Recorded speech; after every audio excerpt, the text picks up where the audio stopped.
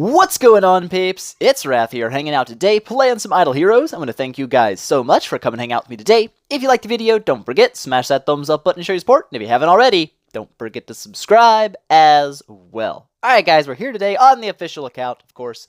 But we're going to do something. We're going to talk about Monsters Day. That's what we're going to talk about. But events are wrapping up. We'll have new ones here in a little bit. I'm a little sad. I only managed to get 2,200 leaves. But bear in mind, peeps, you can gain leaves all the way until the new events actually launch. So since this market's going to be open for another day, wait. Don't spend your leaves until you have to, unless you've been spending them the entire time, then of course go ahead. But I'm going to wait, not because this account's probably going to get to Sigmund, it won't, but my mini account's at 2,400 leaves, so I could probably eke out 2,500 over the next 6 hours or so. Maybe it'd probably be closer to, yeah, about 6-7 hours, if I'm really lucky. It's not probable, but it could happen. So we'll see. I'm not going to spend them yet until the new events roll out, and then I'll see when I'm going to spend them on. But today we're going to do a monster guide, because people ask me for it all the time. I've been waiting for the Phoenix to drop to do it, but God only, I tell you what, I swear to God, if I do this video into like today's events brings the Phoenix, I'm going to cry a little bit, but I'll also be happy that the Phoenix is here, I guess. But whatever, not important. Today, we're going to talk about monsters, because everybody asks me, Wrath, what monster should I use? I get that question all the time. Today, we're going to talk about it. So first up, we'll just start here, right here with the wolf. This is what I call the wolf, because it's like a little evil wolf.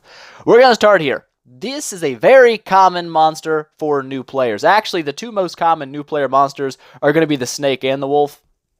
They essentially do the exact same thing, but they're a little different.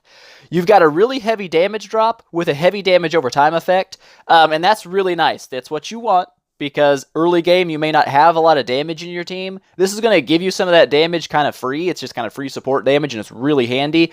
But also, once you get it maxed later in the game, you're going to have a huge damage buff against bleeding foes. Well, the wolf bleeds your foes for you, and if you're using anything that does have bleed, like Shia, for example, or Dasmog, any unit, Queen even at 10-star has bleed, so if you're using any of those units that do have bleed, the wolf is going to actually do more for you, because you're going to keep that bleed dot up longer, and that's important. So, just keep that in mind.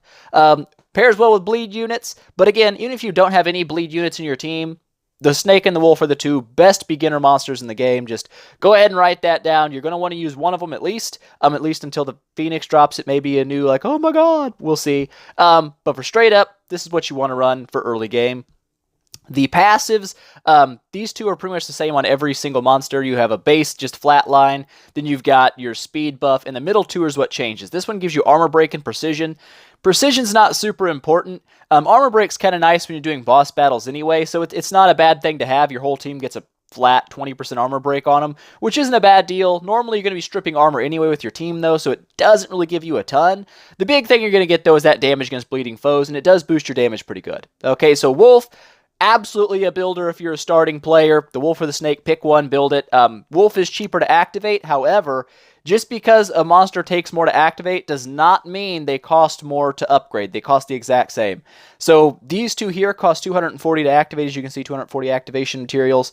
And these ones down here are 410. That's just their activation cost. After that, the costs are the same. Just keep that in mind. But there we go. That's the wolf. Absolutely build it. Works better in PvE, more for the later game, until you get to the heavy later game, and then it kind of falls off. In PvP, it also works because it's kind of raw damage boosty for your team. It's like I said, it's a pretty versatile monster. That's why you see a lot of them. This brings us to the next monster, the Griffin. I have seen like nobody run this in the entire time I've played the game. Like maybe for a week, like, I'm going to try the Griffin, and everybody's like, not trying the Griffin anymore. This is one of those monsters that until it gets reworked, nobody uses. Literally nobody. I have not seen a Griffin drop. I honestly can't remember if I've ever seen one at all on this server. Like, I've never seen someone use the Griffin. It's just not very good, and here's why. I'll walk you through why it's not that great. The passives are okay, holy damage, but precision's kind of a wasted one anyway. Holy damage isn't bad, it's kind of a nice little buff, but the damage drop isn't huge. It's just a raw damage hit, which is kind of in line with like the dragon and such. They kind of just do like immediate drop. There's no crowd control with it. It reduces enemy armor by 30%. You say, hey, that's not bad. It isn't bad, but there's a huge plethora of units out there that already strip armor, and honestly, it's not that huge of a deal, because over the course of a PvE battle, the monster drops a few times, but your active skills and your heroes drop a bunch more. So you might as well use something like a Rosa, a Sigmund, a Berea even, and strip armor with a unit and not waste your monster slot on it. That's just my own personal opinion. Reducing speed by 30, you'd say, well, that sounds really good in PvP. It can be. It can be. But it's like a weaker version of Melassa, because Melassa actually gets her active skill at round 2 in PvP, and would be able to slow enemy speed by 30%, but no one really uses Melassa because she sucks. But in this case, it's not really important. You're better off using someone like Belrain, Emily even, to boost your team's speed, rather than waiting for your monster drop to decrease it. It's just not really powerful. It sounds like it would be. You're like, yeah, that's nice, that's nice. It's really not. It's just really not that great. But it also gives your team 25% attack boost for 2 rounds, which there's no arguing that. 25% attack boost is nice. That's a good damage buff. But like I said, when you have units like Belrain, Emily, even though she's way out of the meta right now, that can do pretty much what this monster does in most cases, it's not really worth your monster slot to use it. And that's why like I said, I've been playing this server for like a year and a half. I haven't seen a Griffin. And I can't remember the last time I saw somebody using it. Now, I'm sure there's maxed out players that have one max just for funsies, but no one actually uses one. So, kind of a busted monster right now. No one uses it. It's kind of butthole until it gets reworked. If it ever gets reworked, we don't know. That brings us here to the... hiccup, sorry about that. To the deer monster. I call it a deer. It looks like a deer and like Ninetales the Pokemon like got it on. I don't know, it seems kind of like that. Whatever. Here we go. Here we go. It's a deer. This right here is the most used monster in the game right now for late game. It's definitely 100%. There's no arguing it. It's great in PvE. It's great in PvP. Why? I shall tell you. The damage drop is butthole. You say, well, that sucks. That's not what you got the deer for. The deer is here for survivability. It heals 4 random allies for 20% of their HP, boosts their armor by 30%, and their attack by 15%. So it's kind of got a mini buff like the Griffin where it buffs your attack, but at the same time it's got a percent-based heal, which is a huge deal when you're dealing with E3 units that have massive health pools, because healers like Vesa, even Belrain, unless she dies, don't really have a huge amount of healing power when it comes to E3 units, because you're talking about units that have 5, 6, 7, even 10 million HP in battle, because it's not like what your stats show. There's differences there. But it's a lot of HP, and little, heals based on your allies' attack and stuff just doesn't really heal enough, to work. The deer gets rid of that. It says, I'm just going to heal you based on your percent HP. So if you have 10 million HP, guess what? You're getting a humongous freaking heal. And that's great. What that does is it gives your team a lot of survivability, and that's super duper important in the end game. When you come to fight in-game PvP teams, the deer is used in a lot of them. Absolutely a ton. You'd be like, well, that's kind of weird. It is, but it's a thing. People like their units to survive because they do more damage when they're alive. Makes sense. And in PvE, when you start getting to prey for fire bosses, those bosses hit really, really hard. Like, it's unbelievable how hard they hit. They can knock out E3s very fast. The deer is kind of like your safety fence. It's like, okay, they're going to hit me really hard, but if my deer procs, it may give me a couple more rounds of damage, and that's what I'm going for. Right now, I would say in-game, deer, most used monster in the game. Absolute must build for any team pretty much out there, at least at some point in the game. I wouldn't recommend starting with the deer, though, because it's a slow starter. It does give you some healing and stuff right out the gate, which isn't bad if you don't have a healer, but the damage is really low, and most early game teams benefit more from the wolf or the snake than they will from the deer. But when you start transitioning mid-game and late game, that deer really starts to shine, and you don't want to not build it because it's worth having. The passives on it is going to give you a natural flat 20% armor boost and a 15% block boost. Again, those are survivability passives. Armor makes you take less damage, and block gives you a chance to obviously block and take less damage. So the deer all around right now is a very defensive monster, and you see it everywhere. It is, I would say, 100% the most used monster in the game right now, and there's a reason for it. It's very powerful. Okay, with the deer out of the way, we're going to jump over here. Oops, I guess we went too far. We'll look at the fox. The fox is kind of like the Griffin, but not exactly. It's not completely unused. Like, people still use the fox, but not a lot of people use the fox. It's more of a rare monster. You don't see it quite as often. Its passives are skill damage and precision. Precision, again, kind of a wasted passive. Skill damage isn't bad. It's kind of nice. But essentially what it does is it has a static damage drop of 280,000 damage at max, which isn't huge, but it's not, whatever. And a 40% chance to silence the enemy for 2 rounds, but it also gives you back 50 energy. The problem with that is usually when this thing drops, it doesn't actually give you skills back because you either already have your skills built up, or, you just cast them. So you're going to get 50 energy and not be able to cast a skill. So it seems on paper like, well, that'd be really nice. It'd be really nice. And that's what I thought. Like, hey, this would be a really nice unit. This would be really cool. But the more people I talk to, the more people I've seen use it said it's really overrated. If you look at it on like what it sounds like it would do, it doesn't really do that much. I mean, it's especially like its crowd control is only silence for 2 rounds. You can get that with a Demon Hunter and have it cast on round 2 or even round 1 with an energy artifact with a 50% chance to silence instead of 40%. So a single unit can replace this pretty much entirely, minus the energy buff, but a Cruce can also give your allies energy with his active skill. So if you look at it, it sounds all right for PvP. It's really not that great of a monster, and that's why I said I don't see a lot of them. I still see them occasionally. I've been fought by a few people with the Fox, but it's very rare. You don't see a bunch of them, and it's because it's really not all that great, and it's not very versatile. It's a decent monster, I guess you could say. That brings us over to the Dragon. Another one of the very high-used monsters, but in this case, all in PvP. You don't see a lot of dragons in PvE because they don't really do a bunch in PvE, much less than the wolf or snake will do for you. Trust me, I've tested both. I used to have a max dragon. I rebirthed him to max out my deer. I used to use the dragon in PvE and just test it out, and my snake always gave me higher damage every single time, and not by just like 1 or 2 million, by like 20 and 30 million damage, and that's with a team that's not even all maxed. So, obviously, the dragon, not really a PvE monster, but if you look at what he does, he has a pretty heavy damage drop, 356,000 damage, not bad, and he gives you a chance to stun. That's always nice. It's a good crowd control chance. Can't really go wrong with that. It's handy. But another thing that people like is the holy damage buff. And you say, well, what's that even mean? Holy damage is it's its own weird kind of damage stat. There's armor break that lets you go right through armor and stuff like that. Holy damage does that as well. Holy damage bypasses armor. It doesn't bypass reduced damage, just armor. But it also is going to scale with boosting the damage of your crits, your crit damage, stuff like that. Your damage over time effects even scale with holy damage. So it's kind of just like extra damage for your team. Not as much as the snake or the wolf give you when it comes to PvE, of course. But in PvP, this can still be a really big deal, and a lot of people use the dragon because they like that holy damage, they like the stun chance, but also they really love the passives. You get a free 10% crit and 20% crit damage out of this monster just using it, and believe it or not, that's actually nice. That's actually really nice when it comes to PvP, because the more you crit and the more heavy your crits hit for, the more nuke potential your team has. If your team can nuke really well, maybe you can outdo a deer's healing and stuff like that. You still see it pretty often. Not as prevalent as it once was. When E3 dropped, the meta started shifting more toward the deer for the huge heals, but you still see a lot of dragon monsters in PvP because he is useful for it. Outside of PvP, though, when it comes to PvE, you think the crit would be a really big deal. It's not. It doesn't give you near as much damage as a snake or a wolf will, so if you're really worried about PvE damage to start with, just go with the snake or the wolf. You'll be a happy dude. Alright, that brings us over to the snake. As you can see, Snake is pretty much exactly like the Wolf, except for it does 65% damage against poison foes for 2 rounds.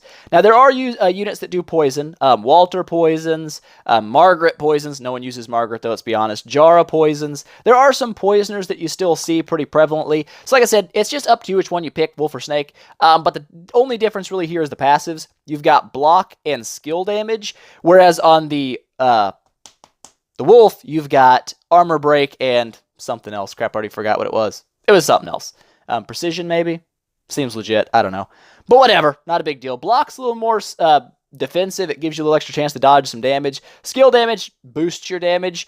So, like I said, between the Snake and the Wolf, your damage numbers will be very similar. Like, you're not going to get like, oh, the Wolf gives me 25 billion more damage. Not going to happen. Right? It's not that big of a difference, but they are very similar in how they function. So, whichever one you pick will work pretty well for you. They do about the same thing, essentially. So definitely a worthy build for early game. As you said, I still have mine maxed. I still use it. I don't use it a lot in Pray for Fire because Pray for Fire dookies on my soul. But for everything else, pretty much other than PvP, I still use the Snake. Moving over the last 2 units until the Phoenix fills this empty spot is the Golem. He does look pretty cool. The Golem is kind of like the Dragon, but a little bit different. Instead of stunning, he petrifies, and instead of giving you holy damage, he gives you crit damage. The Golem, in my opinion, is kind of like he's a very specialized monster. These last 2 really are, to be honest. But his passives give you armor and precision. Precision's kind of butthole. The armor's nice, it's extra tank ability, but it seems like he pairs very well with only certain teams. And in this case, I would say he pairs best with Petrify heavy teams. If you're running one of those crazy teams like Double Kamath and Jara and stuff like that, where your team focuses heavily on petrifying the enemy and then really scaling up that damage that your Kamath gets, because he does extra damage to petrified foes, then you might see this monster a lot more useful. If you do a very crit-heavy team that benefits a lot from crit damage, again, that 60% crit damage isn't bad. It can give you quite a bit of nukage. You just don't see it all that often, though. Like I said, it's not a super prevalent monster. I still see it occasionally, but not often. Most of the time when I'm in PvP, it's dragon or it's deer. 90% of my battles are dragon and deer. That's what I fight all the time. A couple times you'll get those people with snakes or wolves or something, and you still see those pretty often. He's pretty rare. You don't see a lot of golems because he's pretty specialized, in my opinion. I mean, you'd say, look, crit damage goes for everybody. It does, but trust me, he's just not an all-arounder. You don't see him very much. In my opinion, if I was to, we'll go to the next monster, we'll talk about what I would do. That'll be a good idea, Wrath. But anyways, like I said, passives aren't super great, kind of defensive. The Petrify is nice, kind of like the Dragon has, and the crit damage is nice too, but the Dragon is still far more popular because of his crit passives than the Golem was. So with the Golem out of the way, we're going to talk about the Ice Monster, the little frozen-looking dude. This guy, I would say, is the most specialized of all the monsters in the game. I say that because if you don't have a team that freezes enemies, he's really not all that great. You say, well, he has a chance to freeze. Absolutely. Just like the Dragon, just like the Golem, he gets a chance to freeze the enemies, 36% chance for 2 rounds, and he gives 4 random allies a 90% damage boost against frozen foes. On its face, you're like, whoa, that's a lot of extra damage. You're absolutely right. It is. However, there's only a few units in the game that actually freeze enemies, and you can't rely on the monster to do all your freezing for you. Trust me, it's not going to work out well. The only few units that pop in my head straight away are Ice Blink, Corpse Demon, and Jara. Now, I know there's Dominator and stuff with freezes as well, but let's be honest, nobody uses that guy. But really, that would be the only team where this monster would really start to show you dividends. Like, oh, hey, I'm getting a lot of extra damage out of my team right now because my Corpse Demon's freezing people. My Jar is nuking all over people now because my monster gave her 90% damage against frozen foes.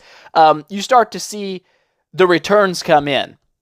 Whereas in any normal base team where you have, Petrify and Stun, maybe one unit that can possibly freeze like Jara, you're not going to see a huge return from the Ice Monster. It's very specialized towards a freezing-based team. And right now, there's just not many of them out there. You don't see a lot of people doing the Ice Blink, Jara, Corpse Demon lineup because it's a little slower. It's not quite as good as Heavy Burst like Scary and stuff is, or even Valkyrie teams. You don't see it very often. So the monster's very underused. I still see, like I said, it's one of those things like the Golem. I still see it occasionally. I fight it every now and again. But it's not like the monster that's always in my face, like, oh, another one of these. It's kind of more rare, personally. So anyways, with that said, how would I recommend you go about the game when it comes to monsters? Obviously, we have no idea how the Phoenix is yet, so when she comes out, or he, whatever it is, the bird, we'll talk more about that, how that fits into the grand scheme of things. But for right now, the meta as it is, as a new player, you should build the snake or the wolf as your very first monster. And I would say your second monster, depending on what your team composition is, should either be the deer or the dragon. And in my personal opinion, I would recommend the deer over the dragon, just because the deer is useful both in PvP and in PvE, whereas the dragon's strictly for PvP. That's how I would approach it. I would go either snake or wolf, max that puppy out, and the very next monster I'd work on would be the deer. But if you really want to focus PvP for the early game, the dragon will still do good for you, and you can focus the dragon instead. But I would say either snake, wolf, or snake, whatever, not either. But snake, wolf, deer, and dragon are the 4 monsters you will see the most in the game. They're very common. There's a reason they're very common. They're very useful. Just before we sign off here, we'll take a gander at the arena teams on my server. It's a little older server. We're on S10 here, so the teams are a little strong. But we'll show you what people are using. Here's the top guy in our server. He's never been dethroned as long as I've checked the arena. This is what his team is. He doesn't even use Valkyrie because Valkyrie sucks versus burst damage, and he's figured that out, and he destroys them. He farms Valkyrie teams all day long. But he's got the KB, the double cruise, and 3 E3 scaries. The guy's an absolute god of PvP. It's unbelievable. He's crazy good. But as you can see, the monster he's using is the deer. He wants that survivability, and it just makes sense. Especially when you pair that with 2 cruces that have a basic attack that is a percent-based HP heal. His team is very hard to kill, and it does a ton of damage. So he's really hard to beat. Obviously, that's why he's number 1 literally every week. He never loses out of it. I've never seen him fall out of number 1 since I started checking the arena. It's crazy. Down here, you're going to see another deer. Very common unit. He's got a Valkyrie in there. Got the Mim, the Valentino, the Belrain, the Scary, all the top tier units in one team. You're going to see that a lot. That's what our server pretty much is. It's top tier units pretty much just spread throughout every team. Another one here, again, almost the same team. He's got the Valkyrie, he's got the Valentino, he's got the Mim, the Amuvor, Faithblade even still, which you don't see a lot of Faithblades anymore, at least on my server, because Valkyrie counters Faithblade pretty hard. So, and King Barton, again, all top tier units pretty much.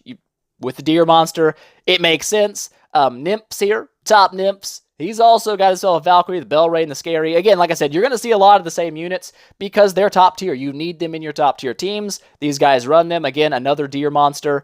Moving down to number 5, another deer monster with similar units. Like I said, finally we get a dragon. You get a dragon in the mix. He's still got the Mim, the Valentino, the Valkyrie. Demon Hunter's starting to fall off out of the top tier unit teams, but she's still used very heavily to get in the top 50. It's not super hard to do with her. She's very fast with decent crowd control. Like I said, we'll go through the top 10. Another dragon monster. No, it's the same guy. I lied. Shh. Don't look at that. Here we go. Core, this guy. He's got an E3 Sigma. Wow, look at that. Look at him changing the meta up with an E3 Sigma in PvP. But anyways, again, a deer monster. You see a lot of them. Venus. He's got the deer monster, and he's got the Scary, he's got the Valkyrie. As you can see, you can kind of pick out what units are really great in PvP from this video, because they're all in the top of the PvP world. Core Sword, here's this guy. Pretty crazy team, actually. No Valkyrie at all. He's got the Michelle, which is actually really trolly because she's fast with crowd control. Belrain, of course, Belrain's a freak. Asmo, he's got a lot of enabled light units. This guy's, he's on it, man. Deer Monster again, though. And for number 10, again, the Deer Monster. Looks like he's trying to copy Sky's team. Why would he be doing that? Because Sky poops in the souls of all his enemies, and people like that. He does have 2 King Bartons instead of 2 Cruz. Be interesting to see how that pairs up when he fights Sky someday in the future. But anyways, it goes to show you, like you said, out of all the top 10 players on my server, 8 of them were Deer. 2 of them were Dragon. It shows you where the popular PvP monsters are. And like I said, when you jump into Pray for Fire, I don't have a Pray for Fire boss right now. We're still praying for him.